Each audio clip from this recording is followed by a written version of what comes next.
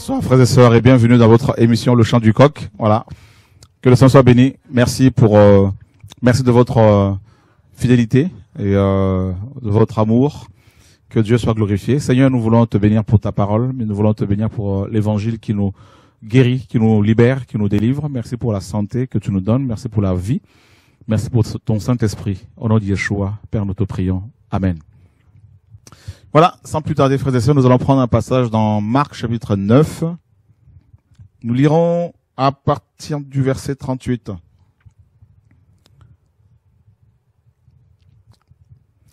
Alors Jean prit la parole et dit, « Docteur, nous avons vu quelqu'un qui chasse les démons en ton nom et qui pourtant ne nous suit pas, et nous l'en avons empêché parce qu'il ne nous suit pas. » Mais Jésus leur dit, ne l'en empêchez pas, parce qu'il n'est personne qui, faisant un miracle en mon nom, puisse aussitôt après parler mal de moi, qui n'est pas contre nous et pour nous.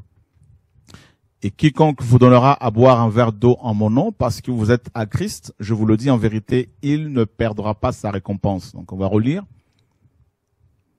Alors Jean prit la parole et dit, « Docteur, nous avons vu quelqu'un qui chasse les démons en ton nom et qui pourtant ne nous suit pas, et nous l'en avons empêché parce qu'il ne nous suit pas. » Mais Jésus leur dit, ne l'en empêchez pas parce qu'il n'est personne qui, faisant un miracle en mon nom, puisse aussitôt après parler mal de moi, qui n'est pas contre nous et pour nous, qui n'est pas contre nous et pour nous. En fait, ici, le Seigneur va aider énormément Jacques et Jean, qui étaient très, très, très sectaires. Voilà. Et alors ici, suivre, le verbe suivre signifie aussi adhérer à un groupe, devenir membre d'un groupe. Et vous savez combien de dénominations il y a dans le monde, à peu près, selon les stats? Il semblerait qu'il y a à peu près 25 000 dénominations dites chrétiennes dans le monde. 25 000, c'est quand même pas mal. Et chacune, bien sûr, se réclame de la Bible, se réclame du Seigneur. Et malheureusement, beaucoup de chrétiens ont tendance à dire aux uns aux autres, à ceux et celles qui ne font pas partie de leur groupe, eh ben, si vous n'êtes pas avec nous, si vous ne nous suivez pas, eh ben, vous ne serez pas sauvés. Le danger, c'est ça. C'est de faire croire aux gens, de dire aux gens que s'ils ne sont pas avec nous, dans notre groupe ou dans votre groupe, eh ben, ils n'ont pas la vérité, ils ne sont pas sauvés, ils ne sont pas éclairés.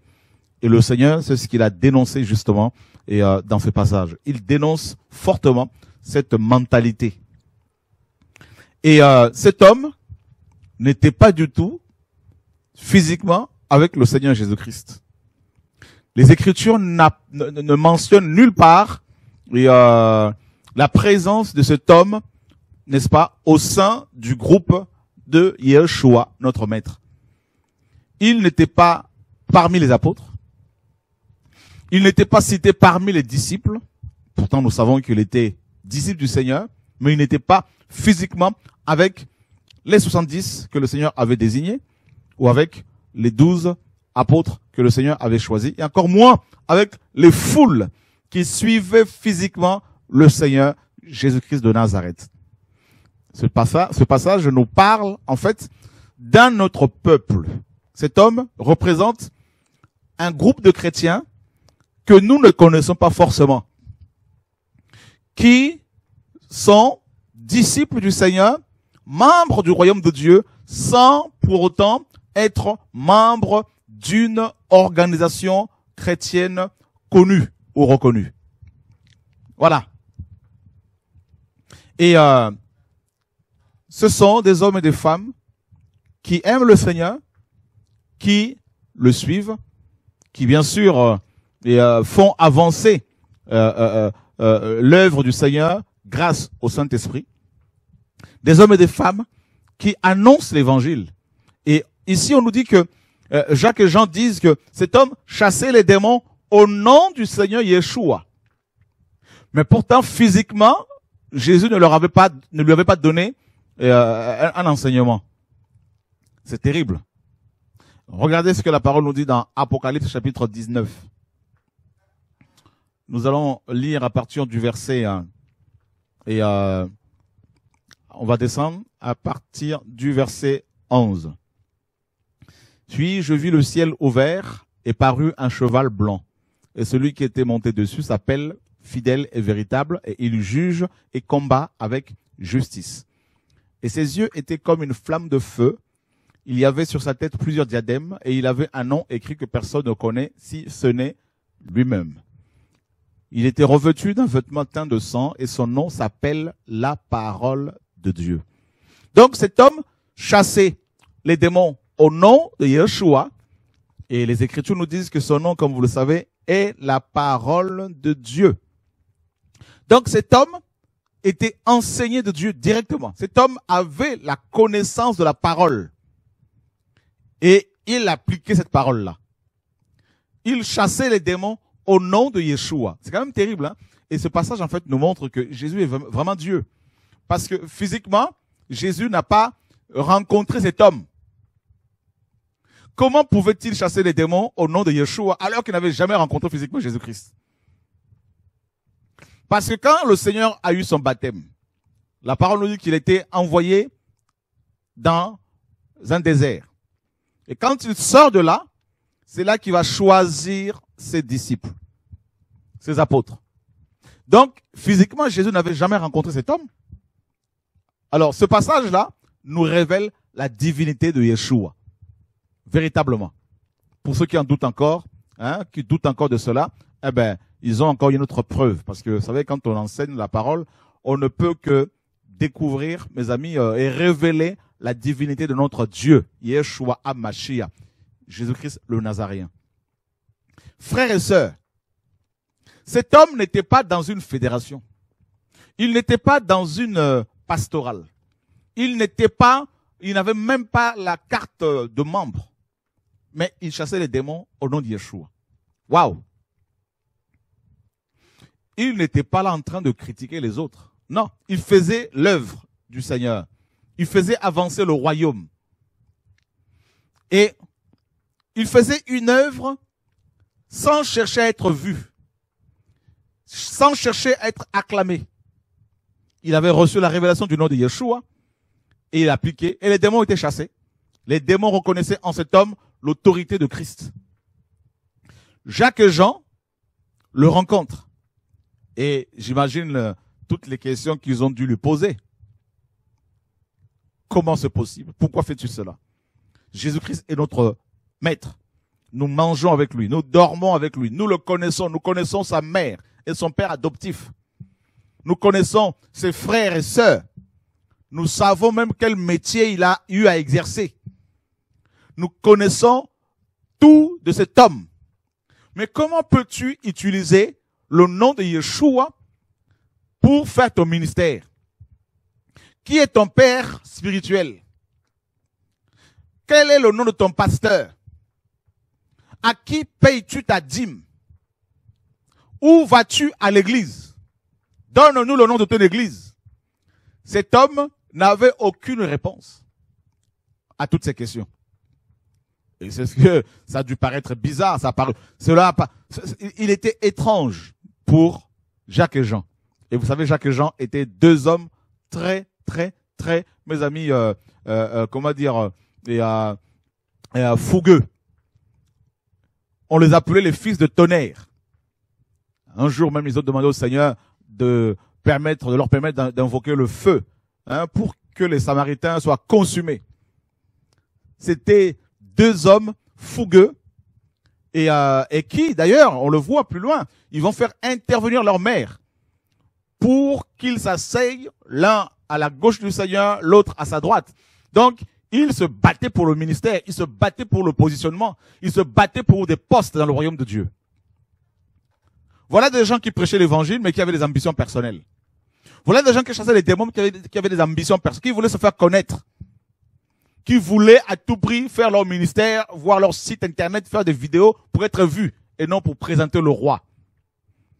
Ils se battaient pour le positionnement. Et c'est ce qui se passe actuellement. Des gens veulent se battre, ils se battent pour le positionnement. Ils se battent parce qu'ils veulent se faire connaître. Ils prêchent pour être connus. Mais ils ne présentent pas le royaume de Dieu. Mais il y a une catégorie de chrétiens qui ne cherchent pas à être connus par les hommes et qui prêchent l'évangile simplement. Qui ne font pas d'annonces partout à gauche à droite. Qui ne font pas des pubs partout ici et là. Mais qui font avancer le royaume. Et Jacques et Jean disent à cet homme, arrête de chasser les démons au nom de Jésus. D'abord, ils ont dit à ce monsieur, ils lui ont posé des questions, hein, certainement, d'où viens-tu, qui tu es, c'est quoi ton nom, quel est ton ministère, où as-tu rencontré Jésus, comment tu peux utiliser son nom alors que tu l'as jamais connu, on ne te connaît pas, tu n'es pas membre de notre église est composée de 12 membres avec le pasteur qui est Yeshua, et toi, qui t'a baptisé, qui est ton père spirituel, tout un tas de questions qu'ils ont dû lui poser. Et cet homme leur a dit simplement, certainement, ben moi, écoute, j'ai reçu un nom et puis je chasse les démons en ce nom. Ben écoute, il faut que tu nous suives, lui disent Jacques et Jean. Et ce monsieur dit, ben non, moi j'ai pas le temps parce que il y a des âmes à sauver. Ah non, il faut que tu nous suives. Il faut que tu fasses partie de notre groupe. Vous savez, ils prêchaient leur groupe au lieu de prêcher le royaume de Dieu. Ils ont compris plus tard qu'il fallait prêcher le royaume. Et ils l'ont fait, gloire à Dieu. Vous voyez, frères et sœurs, il y a beaucoup d'enfants de Dieu que nous ne connaissons pas. C'est pour cela que nous disons, frères et sœurs, que nous ne recommandons aucune église. Nous ne recommandons aucune église, aucun pasteur. Si un pasteur commence à vous dire, oui, vous étiez où le dimanche, on ne vous a pas vu à l'église, quittez-le. Oui, il y en a qui peuvent poser cette question-là parce qu'ils vous aiment, parce qu'ils ne veulent pas vous contrôler, c'est juste parce qu'ils s'inquiètent. Ils s'inquiètent. Oui, d'accord. Mais s'ils commencent à trop vouloir vous demander ce que vous faites, qu'est-ce que vous avez fait, pourquoi vous n'étiez pas à l'église, ce n'est pas normal, vous devriez être là, quittez, courez. Courez. C'est l'esprit de contrôle. Voilà. Je ne dis pas qu'il ne faut pas, quand vous faites partie d'un groupe, dire aux frères et sœurs où vous allez, quand vous vous absentez, surtout quand vous avez des responsabilités, tout ça, des charges. Et bien sûr, il faut être responsable, il faut aviser les frères et sœurs quand on n'est pas, on s'absente. Mais si un pasteur commence à vous interdire de vous occuper de vos femmes, vos enfants, vos familles, vos parents, si on commence à vous dire qu'il ne faut pas manquer la réunion d'église, il faut à tout prix être là, il faut à tout prix, c'est une obligation, qu'il ne faut même pas, n'est-ce pas, répondre à vos obligations familiales, tout ça, professionnelles, quittez, c'est une secte. Voilà. C'est pour la liberté que Christ nous a affranchis. Voilà, mes amis. Et si on commence à vous dire, mais oui, mais vous exercez un ministère, un service, qui vous a donné l'ordre de le faire, dites aux gens, écoutez, le Seigneur a dit que nous sommes ses enfants, nous devons faire des nations de disciples. Hein, donc, je ne fais que répondre à l'appel du Seigneur. Bien sûr, il faut faire les choses proprement. Il faut, s'assurer que Dieu vous a véritablement parlé. Mais il faut savoir simplement, frères et sœurs, qu'on n'est pas là pour contrôler les enfants de Dieu. Vous n'êtes pas là pour contrôler les chrétiens. Nous sommes là pour nous encourager les uns les autres. Mais il faut savoir que Dieu appelle qui il veut, il envoie qui il veut, il se sert de qui il veut. Et nous n'avons pas de compte à lui, de questions à lui poser sur sa manière de travailler avec les uns les autres. Il n'a pas de compte à nous rendre. Voilà. C'est nous qui avons de compte à lui rendre. Donc, et le Seigneur dit, mais écoutez, ne l'en empêchez pas. Ne l'en empêchez pas. La moisson est grande, mais il y a peu d'ouvriers. Ne l'en empêchez pas. Voilà. Qui n'est pas contre nous et pour nous. Si quelqu'un dit que Jésus est le Messie, si quelqu'un dit que Jésus est Dieu, si quelqu'un dit que Jésus est Seigneur, si un chrétien te dit qu'il croit en Jésus, qu'il l'aime, qu'il le sert, qu'il le craint, encourage-le. Pourquoi veux-tu à tout prix qu'il rejoigne ton groupe? L'évangile, ce n'est pas le fait de prêcher aux gens pour qu'ils adhèrent à nos églises. L'évangélisation, ce n'est pas le fait de dire aux gens, venez vous rejoindre, nous rejoindre. Venez vous joindre à nous. Non. L'évangile, c'est la présentation de Yeshua comme le Fils de Dieu, le Dieu vivant, le chemin, la vérité et la vie. On annonce l'évangile et les gens, après, reste avec Dieu. C'est cela l'évangélisation. C'est informer les gens qu'il y a un monde meilleur qui arrive. C'est informer les gens qu'il y a un royaume qui est véritable, qui est puissant, qui arrive. Il y a un royaume qui sera établi sur terre pendant 1000 ans. Il y a l'éternité. Il y a Dieu qui existe. Yeshua aime les hommes. Voilà. Qu'il veut les sauver, qu'il est mort à la croix pour nos péchés. Il est ressuscité pour notre justification, à cause de notre justification. C'est cela l'évangile. C'est dire aux gens que Dieu les aime, qu'il faut qu'ils quittent le péché, qu'ils abandonnent le péché. Et ils ne peuvent le faire que si Dieu leur en donne les moyens. L'évangélisation, l'évangile, ce n'est pas le fait de dire aux gens, quittez vos églises, venez nous rejoindre. Non! Nous ne sommes pas là pour remplir nos maisons d'église ou nos bâtiments. Nous ne sommes pas là pour remplir, pour faire grandir nos groupes. Non! Nous sommes là pour présenter le royaume aux hommes. Et c'est Dieu lui-même qui va maintenant orienter les gens, comme Acte 2 le dit. Et Dieu a ajouté à l'église les gens pour être sauvés. Voilà. Nous ne sommes pas là pour, n'est-ce pas, faire du racolage, pour remplir des lieux de prière, pour faire des réunions afin que les gens adhèrent à notre vision, tout ça. Non, ce n'est pas ça l'évangile, mes amis. Si quelqu'un vous invite absolument à rejoindre son groupe, posez-vous la question. Si quelqu'un vous invite à tout prix à aller voir là où il prie, mes amis, il faut se poser des questions. Voilà. Je ne dis pas qu'il ne faut pas inviter les frères et sœurs à assister à des programmes, mais ce que je dis, c'est que il faut pas que ça soit une obsession. Voilà. Voilà. On doit plutôt vous présenter le royaume de Dieu. Tout simplement. Jésus ici dénonce l'esprit sectaire. Voilà. Donc c'est un enseignement qui doit tous nous interpeller, tous nous aider. Dieu a ses enfants ici et là. Je ne parle pas de l'œcuménisme, nous dénonçons l'œcuménisme, mais je parle des chrétiens qui sont disséminés ici et là, qui aiment Jésus, des gens qui ne sont pas forcément dans nos réunions, qui ne sont pas forcément, qui ne prennent pas part à vos réunions, mais qui aiment Jésus et il faut les encourager. Ils font l'œuvre du Seigneur, ils glorifient Dieu, encourageons-les, gloire à Dieu. Continuez à faire l'œuvre du Seigneur. Ils prêchent l'évangile, continuez à les encourager. Voilà. Nous ne sommes pas là pour construire des tabernacles sur terre, pour bâtir des temples personnels, humains, à la gloire des hommes. Non, non, pas du tout. Nous présentons le royaume. Voilà. Vous rencontrez un chrétien quelque part, saluez-le, encouragez-le, encouragez-vous mutuellement, chacun continue son chemin. Priez les uns pour les autres. Ce sera l'évangile, mes amis. Voilà. Jésus n'est pas venu pour bâtir les dénominations. Il n'est pas venu pour bâtir les églises personnelles. Il est venu bâtir son ecclésia. Son église, il n'y en a qu'une. L'église de Yeshua. Il n'y en a qu'une. Le Seigneur a dit dans Jean chapitre 10, il y aura un berger et un troupeau. C'est tout. Voilà. Et si vous faites partie du royaume de Dieu, c'est l'essentiel. Suivez le Seigneur, que Dieu vous garde. Et si quelqu'un veut à tout prix que vous deveniez membre de son groupe, quittez-le, fuyez-le. Voilà. Et si quelqu'un vous dit devenez membre du royaume de Dieu, ah, là, gloire à Dieu, gloire à Dieu. Alléluia, gloire à Dieu. Cet homme avait reçu la révélation du nom de Yeshua et c'était suffisant. Voilà. C'est cela l'évangile. Être membre du royaume de Dieu. Voilà, mes amis. Donc, n'allez pas vous glorifier parce que vous sauvez TV de vie. TV de vie ne pourra pas vous sauver. C'est la parole qui sauve. C'est Yeshua qui sauve. Voyez? Vous n'êtes pas membre de l'église de Shora. Shora n'a pas d'église. Voilà. Il est une des brebis du Seigneur. Je suis une de brebis du Maître. Voilà. Donc, je ne suis ni votre pasteur, ni votre apôtre. Je suis votre frère et une brebis comme vous, si vous aimez le Seigneur Yeshua. Et nous avons tous un seul Dieu, un seul Père, un seul Maître, Yeshua, notre Seigneur et Sauveur. Voilà, mes amis. Bienvenue au royaume de Dieu. Et n'allez pas empêcher les enfants de Dieu de faire l'œuvre du Seigneur. Encouragez ceux et celles qui aiment le Seigneur, qui font avancer le royaume du Seigneur sur terre, dans les cœurs des uns et des autres. Encouragez ces personnes-là, priez pour elles et que le Seigneur continue à faire son œuvre dans leur vie. Voilà.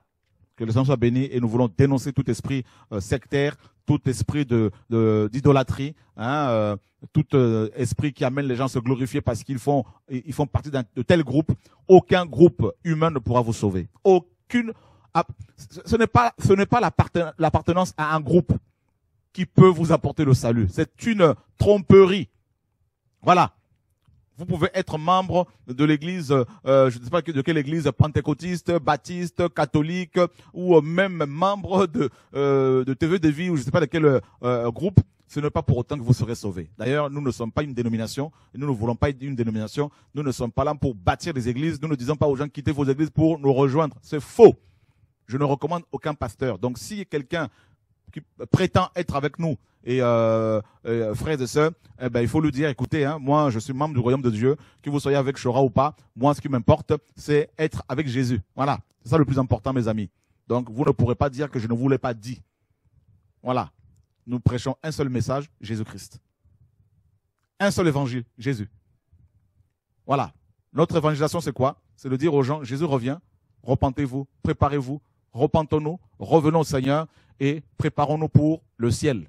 C'est là l'évangile.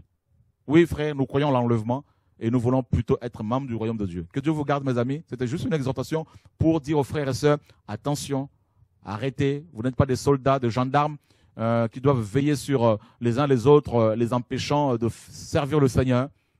Dieu fait ce qu'il veut, avec qui il veut, où il veut, quand il veut. Voilà. Il choisit qui il veut, il élève qui il veut. Et si Dieu élève un frère, une sœur, eh ben, bénissons le Seigneur, prions pour lui, prions pour elle. Voilà, que Dieu soit béni.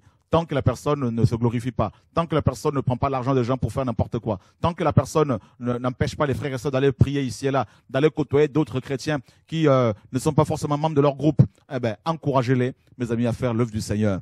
Voilà, et j'encourage tous les chrétiens qui aiment Jésus et qui ne sont pas forcément, mes amis, avec nous physiquement, mais qui aiment Jésus, continuez à suivre le Seigneur. Faites tout ce que Dieu vous dit de faire et ne vous glorifiez pas parce que vous êtes membre d'un groupe. Bénissez le Seigneur parce que vous êtes membre du royaume de Dieu. Que Dieu vous garde. Au revoir. À bientôt.